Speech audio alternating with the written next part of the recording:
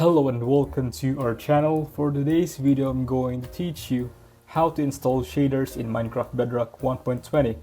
Before we start, please don't forget to like and subscribe and click the notification bell for you to be updated to our latest tutorial videos. Without further ado, let's now begin.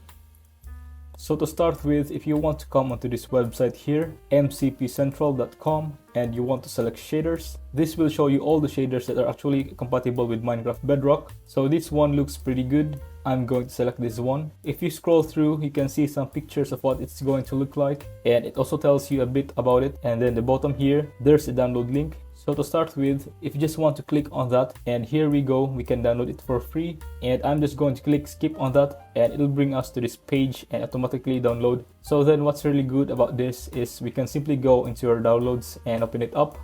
And as you can see at the top, import started, successfully imported Bumbly graphics. So we're going to create a new world here, just to show you creative for the sake of the video. As you can see, we're in the game, but it's not actually active just yet.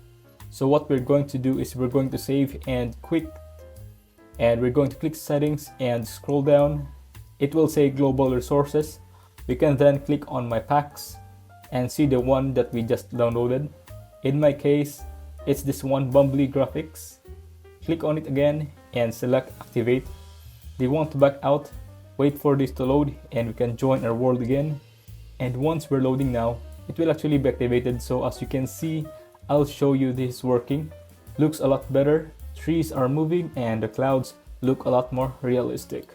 If you find this video helpful, leave a thumbs up, share to your friends, and hit the subscribe button. Thanks for watching, and I'll see you soon in the next video.